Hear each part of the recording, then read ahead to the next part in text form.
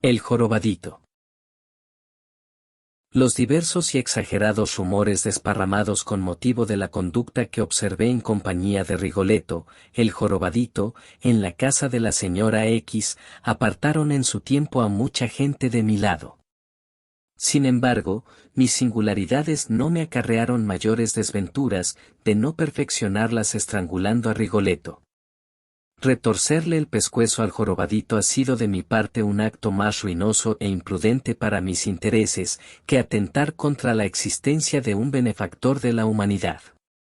Se han echado sobre mí la policía, los jueces y los periódicos. Y esta es la hora en que aún me pregunto, considerando los rigores de la justicia, si Rigoletto no estaba llamado a ser un capitán de hombres, un genio o un filántropo. De otra forma no se explican las crueldades de la ley para vengar los fueros de un insigne piojoso, al cual, para pagarle de su insolencia, resultaran insuficientes todos los puntapiés que pudieran suministrarle en el trasero una brigada de personas bien nacidas. No se me oculta que sucesos peores ocurren sobre el planeta, pero esta no es una razón para que yo deje de mirar con angustia las leprosas paredes del calabozo donde estoy alojado a espera de un destino peor. Pero estaba escrito que de un deforme debían provenirme tantas dificultades. Recuerdo, y esto había de información para los aficionados a la teosofía y la metafísica, que desde mi tierna infancia me llamaron la atención los contrahechos.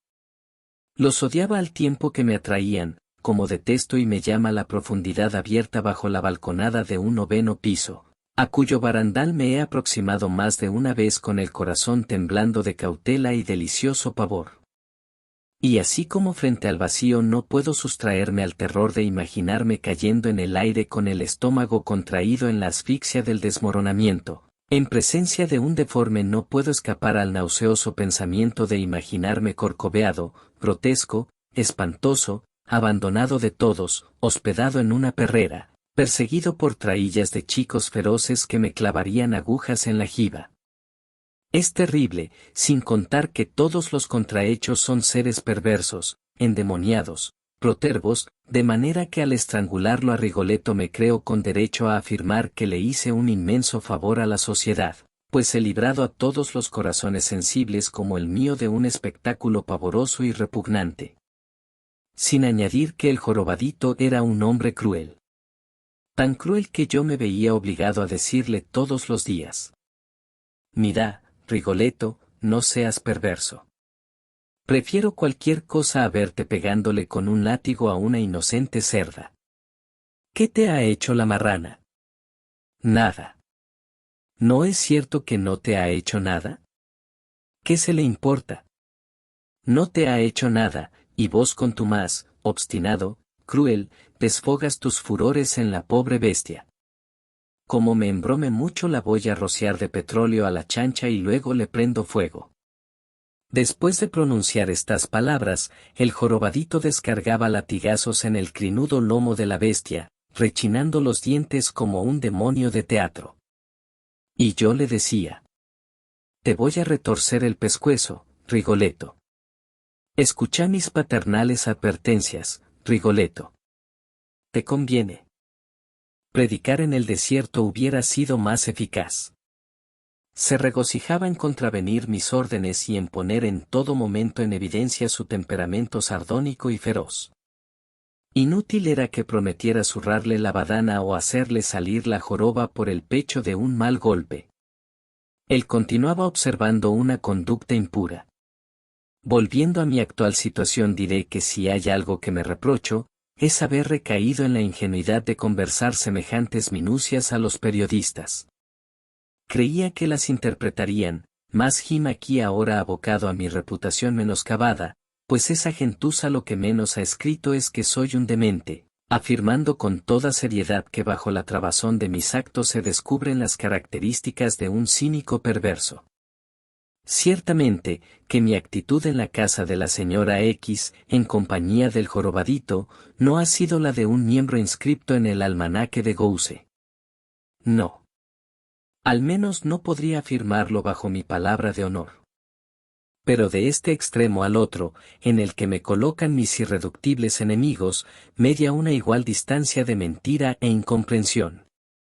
Mis detractores aseguran que soy un canalla monstruoso, basando esta afirmación en mi jovialidad al comentar ciertos actos en los que he intervenido, como si la jovialidad no fuera precisamente la prueba de cuán excelentes son las condiciones de mi carácter y que comprensivo y tierno al fin y al cabo.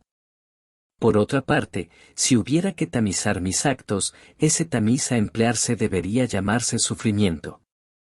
Soy un hombre que ha padecido mucho. No negaré que dichos padecimientos han encontrado su origen en mi exceso de sensibilidad, tan agudizada que cuando me encontraba frente a alguien he creído percibir hasta el matiz del color que tenían sus pensamientos, y lo más grave es que no me he equivocado nunca. Por el alma del hombre he visto pasar el rojo del odio y el verde del amor, como a través de la cresta de una nube los rayos de luna más o menos empalidecidos por el espesor distinto de la masa acuosa. Y personas hubo que me han dicho. ¿Recuerda cuando usted, hace 3 años, me dijo que yo pensaba en tal cosa? No se equivocaba. He caminado así, entre hombres y mujeres, percibiendo los furores que encrespaban sus instintos y los deseos que embaraban sus intenciones, sorprendiendo siempre en las laterales luces de la pupila, en el temblor de los vértices de los labios y en el erizamiento casi invisible de la piel de los párpados, lo que anhelaban, retenían o sufrían. Y jamás estuve más solo que entonces, que cuando ellos y ellas eran transparentes para mí. De este modo, involuntariamente, fui descubriendo todo el sedimento de bajeza humana que encubren los actos aparentemente más leves, y hombres que eran buenos y perfectos para sus prójimos, fueron, para mí, lo que Cristo llamó sepulcros encalados. Lentamente se agrió mi natural bondad convirtiéndome en un sujeto taciturno e irónico. Pero me voy apartando, precisamente, de aquello a lo cual quiero aproximarme y es la relación del origen de mis desgracias. Mis dificultades nacen de haber conducido a la casa de la señora X al infame Corcovado. En la casa de la señora X yo hacía el novio de una de las niñas. Es curioso. Fui atraído, insensiblemente, a la intimidad de esa familia por una hábil conducta de la señora X, que procedió con un determinado exquisito tacto y que consiste en negarnos un vaso de agua para poner a nuestro alcance, y como quien no quiere, un frasco de alcohol. Imagínense ustedes lo que ocurriría con un sediento. Oponiéndose en palabras a mis deseos. Incluso, hay testigos. Digo esto para descargo de mi conciencia. Más aún, en circunstancias en que nuestras relaciones hacían prever una ruptura, yo anticipé seguridades que escandalizaron a los amigos de la casa. Y es curioso. Hay muchas madres que adoptan este temperamento, en la relación que sus hijas tienen con los novios, de manera que el incauto, si en un incauto puede admitirse un minuto de lucidez, observa con terror que ha llevado las cosas mucho más lejos de lo que permitía la conveniencia social. Y ahora volvamos al jorobadito para deslindar responsabilidades. La primera vez que se presentó a visitarme en mi casa, lo hizo en casi completo estado de ebriedad, faltándole el respeto a una vieja criada que salió a recibirlo y gritando a voz en cuello de manera que hasta los viandantes que pasaban por la calle podían escucharle. ¿Y dónde está la banda de música con que debían festejar mi hermosa presencia? ¿Y los esclavos que tienen que ungirme de aceite, dónde se han metido? En lugar de recibirme jovencitos con orinales, me atiende una vieja desdentada y hedionda. ¿Y esta es la casa en la cual usted vive? Y observando las puertas recién pintadas, exclamó enfáticamente. Pero esto no parece una casa de familia sino una ferretería. Es simplemente asqueroso. ¿Cómo no han tenido la precaución de perfumar la casa con esencia de nardo, sabiendo que iba a venir? ¿No se dan cuenta de la pestilencia de aguarrás que hay aquí? ¿Reparan ustedes en la catadura del insolente que se había posesionado de mi vida? Lo cual es grave, señores, muy grave. Estudiando el asunto recuerdo que conocí al contrahecho en un café, Lo recuerdo perfectamente. Estaba yo sentado frente a una mesa, meditando, con la nariz metida en mi taza de café, cuando, al levantar la vista distinguí a un jorobadito que con los pies a 2/4 del suelo y en mangas de camisa, observábame con toda atención, sentado del modo más indecoroso del mundo, pues había puesto la silla al revés y apoyaba sus brazos en el respaldo de ésta.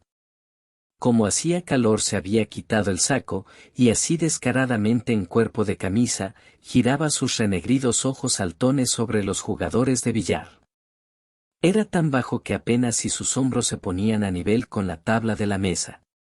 Y, como les contaba, alternaba la operación de contemplar la concurrencia, con la no menos importante de examinar su reloj pulsera, cual si la hora que éste marcara le importara mucho más que la señalada en el gigantesco reloj colgado de un muro del establecimiento. Pero, lo que causaba en él un efecto extraño, además de la consabida corcova, era la cabeza cuadrada y la cara larga y redonda, de modo que por el cráneo parecía un mulo y por el semblante un caballo. Me quedé un instante contemplando al jorobadito con la curiosidad de quien mira un sapo que ha brotado frente a él, y éste, sin ofenderse, me dijo: «Caballero, ¿será tan amable usted que me permita sus fósforos?». Sonriendo, le alcancé mi caja, el contrahecho encendió su cigarro medio consumido y después de observarme largamente, dijo: «Qué buen mozo es usted. Seguramente que no deben faltarle novias».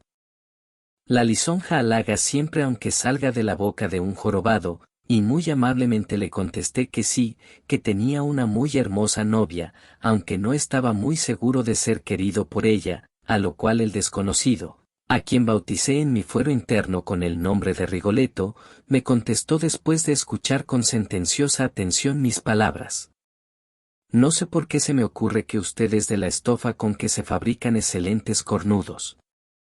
Y antes que tuviera tiempo de sobreponerme a la estupefacción que me produjo su extraordinaria insolencia, el cacaceno continuó: «Pues yo nunca he tenido novia, créalo, caballero, le digo la verdad». «No lo dudo», repliqué sonriendo ofensivamente, «no lo dudo. De lo que me alegro, caballero, porque no me agradaría tener un incidente con usted». Mientras él hablaba yo vacilaba si levantarme y darle un puntapié en la cabeza o tirarle a la cara el contenido de mi pocillo de café, pero recapacitándolo me dije que de promoverse un altercado allí, el que llevaría todas las de perder era yo, y cuando me disponía a marcharme contra mi voluntad porque aquel sapo humano me atraía con la inmensidad de su desparpajo, él, obsequiándome con la más graciosa sonrisa de su repertorio que dejaba al descubierto su amarilla dentadura de jumento, dijo: «Este reloj pulsera me cuesta 25 pesos, esta corbata es inarrugable y me cuesta 8 pesos, ve estos botines, 32 pesos, caballero. ¿Puede alguien decir que soy un pelafustán? No, señor. ¿No es cierto? Claro que sí». Guiñó arduamente los ojos durante un minuto, luego moviendo la cabeza como un osesno alegre, prosiguió interrogador y afirmativo simultáneamente. «Qué agradable es poder confesar sus intimidades en público, ¿no le parece, caballero? Hay muchos en mi lugar que pueden sentarse impunemente a la mesa de un café y entablar una amable conversación con un desconocido como lo hago yo». «No, y ¿por qué no hay muchos? ¿Puede contestarme?». «No sé. Porque mi semblante respira la santa honradez». Satisfechísimo de su conclusión, el bufoncillo se restregó las manos con satánico donaire, y echando complacidas miradas en redor prosiguió: «Soy más bueno que el pan francés y más arbitrario que una preñada de 5 meses. Basta mirarme para comprender de inmediato que soy uno de aquellos hombres que aparecen de tanto en tanto sobre el planeta como un consuelo que Dios ofrece a los hombres en pago de sus penurias, y aunque no creo en la Santísima Virgen, la bondad fluye de mis palabras como la piel del himeto». Mientras yo desencajaba los ojos asombrados, Rigoletto continuó: «Yo podría ser abogado ahora, pero como no he estudiado no lo soy. En mi familia fui profesional del betún». «¿Del betún?». Sí, lustrador de botas, lo cual me honra, porque yo solo he escalado la posición que ocupo. ¿O le molesta que haya sido profesional? ¿Acaso no se dice técnico de calzado el último remendón de Portal, y experto en cabellos y sus derivados el rapabarbas, y profesor de baile el caficio profesional? Indudablemente, era aquel el pillete más divertido que había encontrado en mi vida. ¿Y ahora qué hace usted? Levanto quinielas entre mis favorecedores, señor. No dudo que usted será mi cliente. Pide informes. No hace falta. ¿Quiere fumar usted, caballero? ¿Cómo no? Después que encendí el cigarro que él me hubo ofrecido, Rigoletto apoyó el corto brazo en mi mesa y dijo: Yo soy enemigo de contraer amistades nuevas porque la gente generalmente carece de tacto y educación, pero usted me convence. Me parece una persona muy de bien y quiero ser su amigo, dicho lo cual, y ustedes no lo creerán, el Corcovado abandonó su silla y se instaló en mi mesa. Ahora no dudarán ustedes de que Rigoletto era el ente más descarado de su especie, y ello me divirtió a punto tal que no pude menos de pasar el brazo por encima de la mesa y darle 2 palmadas amistosas en la jiba. Quedóse el contrahecho mirándome gravemente un instante, luego lo pensó mejor, y sonriendo, agregó: Que le aproveche, caballero, porque a mí no me ha dado ninguna suerte. Siempre dudé que mi novia me quisiera con la misma fuerza de enamoramiento que a mí me hacía pensar en ella durante todo el día, como en una imagen sobrenatural. Por momentos la sentía implantada en mi existencia semejante a un peñasco en el centro de un río. Y esta sensación de ser la corriente dividida en 2 ondas cada día más pequeñas por el crecimiento del peñasco, resumía mi deleite de enamoramiento y anulación. ¿Comprenden ustedes? La vida que corre en nosotros se corta en 2 raudales al llegar a su imagen, y como la corriente no puede destruir la roca, terminamos anhelando el peñasco que aja nuestro movimiento y permanece inmutable. Naturalmente, ella desde el primer día que nos tratamos, me hizo experimentar con su frialdad sonriente el peso de su autoridad. Sin poder concretar en qué consistía el dominio que ejercía sobre mí, este se traducía como la presión de una atmósfera sobre mi pasión. Frente a ella me sentía ridículo, inferior sin saber precisar en qué podía consistir cualquiera de ambas cosas. De más está decir que nunca me atreví a besarla, porque se me ocurría que ella podía considerar un ultraje mi caricia. Eso sí, me era más fácil imaginármela entregada a las caricias de otro, aunque ahora se me ocurre que esa imaginación pervertida era la consecuencia de mi conducta imbécil para con ella. En tanto, mediante esas curiosas transmutaciones que obra a veces la alquimia de las pasiones, comencé a odiarla rabiosamente a la madre, responsabilizándola también, ignoro por qué, de aquella situación absurda en que me encontraba. Si yo estaba de novio en aquella casa debíase a las arterias de la maldita vieja, y llegó a producirse en poco tiempo una de las situaciones más raras de que haya oído hablar, pues me retenía en la casa, junto a mi novia, no el amor a ella, sino el odio al alma taciturna y violenta que envasaba la madre silenciosa, pesando a todas horas cuántas probabilidades existían en el presente de que me casara o no con su hija. Ahora estaba aferrado al semblante de la madre como a una mala injuria inolvidable o a una humillación atroz. Me olvidaba de la muchacha que estaba a mi lado para entretenerme en estudiar el rostro de la anciana, abotagado por el relajamiento de la red muscular, terroso, inmóvil por momentos como si estuviera tallado en plata sucia, y con ojos negros, vivos e insolentes.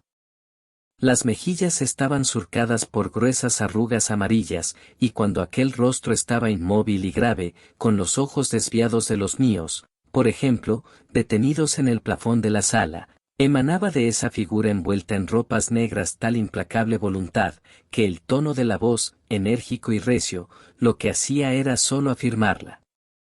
Yo tuve la sensación, en un momento dado, que esa mujer me aborrecía, porque la intimidad, a la cual ella involuntariamente me había arrastrado, no aseguraba en su interior las ilusiones que un día se había hecho respecto a mí. Y a medida que el odio crecía, y lanzaba en su interior furiosas voces, la señora X era más amable conmigo, se interesaba por mi salud, siempre precaria. Tenía conmigo esas atenciones que las mujeres que han sido un poco sensuales gastan con sus hijos varones, y como una monstruosa araña iba tejiendo alrededor de mi responsabilidad una fina tela de obligaciones. Solo sus ojos negros e insolentes me espiaban de continuo, revisándome el alma y sopesando mis intenciones. A veces, cuando la incertidumbre se le hacía insoportable, estallaba casi en estas indirectas. Las amigas no hacen sino preguntarme cuándo se casan ustedes, ¿y yo qué les voy a contestar? Que pronto, o si no, sería conveniente, ¿no le parece a usted, que la nena fuera preparando su ajuar? Cuando la señora X pronunciaba estas palabras, me miraba fijamente para descubrir si en un parpadeo o en un involuntario temblor de un nervio facial se revelaba mi intención de no cumplir con el compromiso, al cual ella me había arrastrado con su conducta habilísima. Aunque tenía la seguridad de que le daría una sorpresa desagradable, fingía estar segura de mi decencia de caballero, más el esfuerzo que tenía que efectuar para revestirse de esa apariencia de tranquilidad. Ponía en el timbre de su voz una violencia meliflua, violencia que imprimía a las palabras una velocidad de cuchicheo, como quien os confía apuradamente un secreto, acompañando la voz con una inclinación de cabeza sobre el hombro derecho, mientras que la lengua humedecía los labios. Resecos por ese instinto animal que la impulsaba a desear matarme o hacerme víctima de una venganza atroz. Además de voluntariosa, carecía de escrúpulos, pues fingía articular con mis ideas, que le eran odiosas en el más amplio sentido de la palabra. Y aunque aparentemente resulte ridículo que dos personas se odien en la divergencia de un pensamiento, no lo es, porque en el subconsciente de cada hombre y de cada mujer donde se almacena el rencor, cuando no es posible otro escape, el odio se descarga como por una válvula psíquica en la oposición de las ideas. Por ejemplo, ella, que odiaba a los bolcheviques, me escuchaba deferentemente cuando yo hablaba de las rencillas de Trotsky y Stalin, y hasta llegó al extremo de fingir interesarse por Lenin, ella que se entusiasmaba ardientemente con los más groseros figurones de nuestra política conservadora. Acomodaticia y flexible, su aprobación a mis ideas era una injuria, me sentía empequeñecido y denigrado frente a una mujer que si yo hubiera afirmado que el día era noche, me contestara. Efectivamente, no me fijé que el sol hace rato que se ha puesto. Sintetizando, ella deseaba que me casara de una vez. Luego se encargaría de darme con las puertas en las narices y de resarcirse de todas las dudas en que la había mantenido sumergida mi noviazgo eterno. En tanto la malla de la red se iba ajustando cada vez más a mi organismo. Me sentía amarrado por invisibles cordeles. Día tras día la señora X agregaba un nudo más a su tejido, y mi tristeza crecía como si ante mis ojos estuvieran serruchando las tablas del ataúd que me iban a sumergir en la nada. Sabía que en la casa, lo poco bueno que persistía en mí iba a naufragar si yo aceptaba la situación que traía aparejada el compromiso.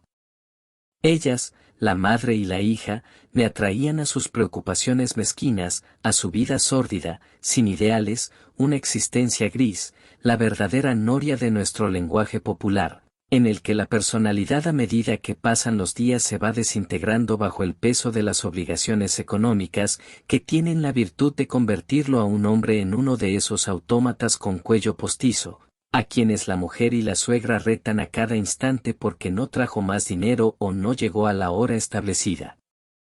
Hace mucho tiempo que he comprendido que no he nacido para semejante esclavitud. Admito que es más probable que mi destino me lleve a dormir junto a los rieles de un ferrocarril, en medio del campo verde, que a acarretillar un cochecito con toldo de hule, donde duerme un muñeco que al decir de la gente debe enorgullecerme de ser padre.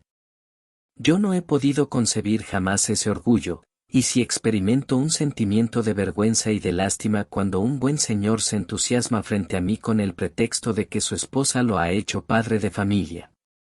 Hasta muchas veces me he dicho que esa gente que así procede son simuladores de alegría o unos perfectos estúpidos. Porque en vez de felicitarnos del nacimiento de una criatura debíamos llorar de haber provocado la aparición en este mundo de un mísero y débil cuerpo humano, que a través de los años sufrirá incontables horas de dolor y escasísimos minutos de alegría. Y mientras la deliciosa criatura con la cabeza tiesa junto a mi hombro soñaba con un futuro sonrosado, yo, con los ojos perdidos en la triangular verdura de un ciprés cercano, pensaba con qué hoja cortante desgarrar la tela de la red, cuyas células a medida que crecía se hacían más pequeñas y densas. Sin embargo, no encontraba un filo lo suficientemente agudo para desgarrar definitivamente la malla, hasta que conocí al corcovado. En esas circunstancias se me ocurrió la idea que fue pequeñita al principio como la raíz de una hierba, pero que en el transcurso de los días se bifurcó en mi cerebro, dilatándose, afianzando sus fibromas entre las células más remotas, y aunque no se me ocultaba que era esa una idea extraña, fui familiarizándome con su contextura, de modo que a los pocos días ya estaba acostumbrado a ella y no faltaba sino llevarla a la práctica. Esa idea, semidiabólica por su naturaleza, consistía en conducir a la casa de mi novia al insolente jorobadito, previo acuerdo con él, y promover un escándalo singular, de consecuencias irreparables. Buscando un motivo mediante el cual podría provocar una ruptura, reparé en una ofensa que podría inferirle a mi novia, sumamente curiosa, la cual consistía, bajo la apariencia de una conmiseración elevada a su más pura violencia y expresión, el primer beso que ella aún no me había dado a mí, tendría que dárselo al repugnante corcovado que jamás había sido amado, que jamás conoció la piedad angélica ni la belleza terrestre. Familiarizado, como les cuento, con mi idea, si a algo tan magnífico se puede llamar idea, me dirigí al café en busca de Rigoletto. Después que se hubo sentado a mi lado, le dije: querido amigo, muchas veces he pensado que ninguna mujer lo ha besado ni lo besará. No me interrumpa. Yo la quiero mucho a mi novia, pero dudo que me corresponda de corazón. Y tanto la quiero que para que se dé cuenta de mi cariño le diré que nunca la he besado. Ahora bien, yo quiero que ella me dé una prueba de su amor hacia mí, y esa prueba consistirá en que lo bese a usted. ¿Está conforme?, respingó el corcovado en su silla, luego con tono enfático me replicó: ¿y quién me indemniza a mí, caballero, del mal rato que voy a pasar? ¿Cómo, mal rato? Naturalmente. ¿O usted se cree que yo puedo prestarme por ser jorobado a farsas tan innobles? Usted me va a llevar a la casa de su novia y como quien presenta un monstruo, le dirá: querida, te presento al dromedario. Yo no la tuteo a mi novia. Para el caso es lo mismo. Y yo en tanto, ¿qué voy a quedarme haciendo, caballero? ¿Abriendo la boca como un imbécil, mientras disputan sus tonterías? No, señor, muchas gracias. Gracias por su buena intención, como le decía la liebre al cazador. Además, que usted me dijo que nunca la había besado a su novia. ¿Y eso, qué tiene que ver? Claro. ¿Usted sabe acaso si a mí me gusta que me besen? Puede no gustarme. Y si no me gusta, ¿por qué usted quiere obligarme? ¿O es que usted se cree que porque soy corcovado no tengo sentimientos humanos? La resistencia de Rigoletto me enardeció. Violentamente, le dije. Pero no se da cuenta de que es usted, con su joroba y figura desgraciadas, el que me sugirió este admirable proyecto. Piense, infeliz. Si mi novia consiente, le quedará a usted un recuerdo espléndido. Podrá decir por todas partes que ha conocido a la criatura más adorable de la tierra. ¿No se da cuenta? Su primer beso habrá sido para usted. ¿Y quién le dice a usted que ese sea el primer beso que haya dado? Durante un instante me quedé inmóvil, luego, obcecado por ese frenesí que violentaba toda mi vida hacia la ejecución de la idea, le respondí: ¿y a vos, Rigoletto, qué se te importa? No me llame Rigoletto. Yo no le he dado tanta confianza para que me ponga sobrenombres.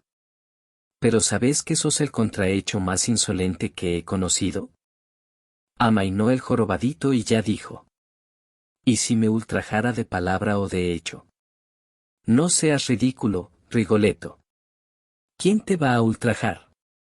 Si vos sos un bufón. ¿No te das cuenta? Sos un bufón y un parásito. ¿Para qué haces entonces la comedia de la dignidad?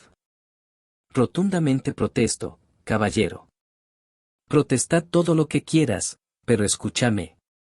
Sos un desvergonzado parásito. Creo que me expreso con suficiente claridad, ¿no? Les chupas la sangre a todos los clientes del café que tienen la imprudencia de escuchar tus melifluas palabras. Indudablemente no se encuentra en todo Buenos Aires un cínico de tu estampa y calibre. ¿Con qué derecho, entonces, pretendés que te indemnicen si a vos te indemniza mi tontería de llevarte a una casa donde no sos digno de barrer el zaguán? ¿Qué más indemnización querés que el beso que ella, santamente, te dará, insensible a tu cara, el mapa de la desvergüenza? No me ultraje. Bueno, Rigoletto, ¿aceptás o no aceptás? ¿Y si ella se niega a dármelo o quedo desairado? Te daré 20 pesos. ¿Y cuándo vamos a ir? Mañana. Cortate el pelo, limpiate las uñas. Bueno, présteme 5 pesos. Toma 10. A las 9 de la noche salí con Rigoletto en dirección a la casa de mi novia. El giboso se había perfumado endiabladamente y estrenaba una corbata plastrón de color violeta.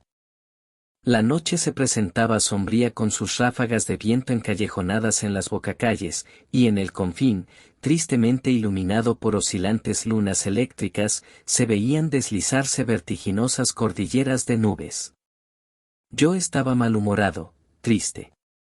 Tan apresuradamente caminaba que el cojo casi corría tras de mí, y a momentos tomándome del borde del saco, me decía con tono lastimero. Pero usted quiere reventarme. ¿Qué le pasa a usted? Y de tal manera crecía mi enfurecimiento que de no necesitarlo a Rigoletto lo hubiera arrojado de un puntapié al medio de la calzada. ¿Y cómo soplaba el viento? No se veía alma viviente por las calles, y una claridad espectral caída del segundo cielo que contenían las combadas nubes, hacía más nítidos los contornos de las fachadas y sus cresterías funerarias. No había quedado un trozo de papel por los suelos. Parecía que la ciudad había sido borrada por una tropa de espectros. Y a pesar de encontrarme en ella, creía estar perdido en un bosque. El viento doblaba violentamente la copa de los árboles, pero el maldito corcovado me perseguía en mi carrera, como si no quisiera perderme, semejante a mi genio malo, semejante a lo malvado de mí mismo que para concretarse se hubiera revestido con la figura abominable del giboso. Y yo estaba triste. Enormemente triste, como no se lo imaginan ustedes. Comprendía que le iba a inferir un atroz ultraje a la fría calculadora, comprendía que ese acto me separaría para siempre de ella, lo cual no obstaba para que me dijera a medida que cruzaba las aceras desiertas. Si Rigoletto fuera mi hermano, no hubiera procedido lo mismo. Y comprendía que si Rigoletto hubiera sido mi hermano, yo toda la vida lo hubiera compadecido con angustia enorme. Por su aislamiento, por su falta de amor que le hiciera tolerable los días colmados por los ultrajes de todas las miradas. Y me añadía que la mujer que me hubiera querido debía primero haberlo amado a él. De pronto me detuve ante un zaguán iluminado. Aquí es. Mi corazón latía fuertemente. Rigoletto atiezó el pescuezo y, empinado sobre la punta de sus pies, al tiempo que se arreglaba el moño de la corbata, me dijo. Acuérdese. Usted es el único culpable. Que el pecado. Fina y alta, apareció mi novia en la sala dorada. Aunque sonreía, su mirada me escudriñaba con la misma serenidad con que me examinó la primera vez cuando le dije, Me permite una palabra, señorita, y esta contradicción entre la sonrisa de su carne, pues es la carne la que hace ese movimiento delicioso que llamamos sonrisa, y la fría expectativa de su inteligencia discerniéndome mediante los ojos, era la que siempre me causaba la extraña impresión. Avanzó cordialmente a mi encuentro, pero al descubrir al contrahecho, se detuvo asombrada, interrogándonos a los dos con la mirada. Elsa, le voy a presentar a mi amigo Rigoletto. No me ultraje, caballero. Usted bien sabe que no me llamo Rigoletto. A ver si te callas. Elsa detuvo la sonrisa. Mirábame seriamente, como si yo estuviera en trance de convertirme en un desconocido para ella. Señalándole una butaca dorada le dije al contrahecho. Sentate allí y no te muevas. Quedóse el giboso con los pies a 2/4 del suelo y el sombrero de paja sobre las rodillas y con su carota atezada parecía un ridículo ídolo chino. Elsa contemplaba estupefacta al absurdo personaje. Me sentí súbitamente calmado. Elsa, le dije, Elsa, yo dudo de su amor. No se preocupe por ese repugnante canalla que nos escucha. Óigame, yo dudo, no sé por qué, pero dudo de que usted me quiera. Es triste eso, créalo. Demuéstreme, deme una prueba de que me quiere, y seré toda la vida su esclavo. Naturalmente, yo no estaba seguro de lo que quería expresar toda la vida, pero tanto me agradó la frase que insistí. Sí, su esclavo para toda la vida. No crea que he bebido. Sienta el olor de mi aliento. Elsa retrocedió a medida que yo me acercaba a ella, y en ese momento, ¿saben ustedes lo que se le ocurre al maldito cojo? Pues, tocar una marcha militar con el nudillo de sus dedos en la copa del sombrero. Me volví al cojo y después de conminarle silencio, me expliqué. Vea, Elsa, y la única prueba de amor es que le dé un beso a Rigoletto. Los ojos de la doncella se llenaron de una claridad sombría. Caviló un instante, luego, sin cólera en la voz, me dijo muy lentamente. Retírese. Pero. Retírese, por favor, váyase. Yo me inclino a creer que el asunto hubiera tenido compostura, créanlo, pero aquí ocurrió algo curioso, y es que Rigoletto, que hasta entonces había guardado silencio, se levantó exclamando. No le permito esa insolencia, señorita, no le permito que lo trate así a mi noble amigo. Usted no tiene corazón para la desgracia ajena. Corazón de peñasco, es indigna de ser la novia de mi amigo. Más tarde mucha gente creyó que lo que ocurrió fue una comedia preparada. Y la prueba de que yo ignoraba lo que iba a ocurrir, es que al escuchar los despropósitos del contrahecho me desplomé en un sofá riéndome a gritos, mientras que el giboso, con el semblante congestionado, tieso en el centro de la sala, con su bracito extendido, vociferaba. ¿Por qué usted le dijo a mi amigo que un beso no se pide, se da? ¿Son conversaciones esas adecuadas para una que presume de señorita como usted? ¿No le da a usted vergüenza? Descompuesto de risa, solo atiné a decir. Cállate, Rigoletto, cállate. El Corcovado se volvió enfático.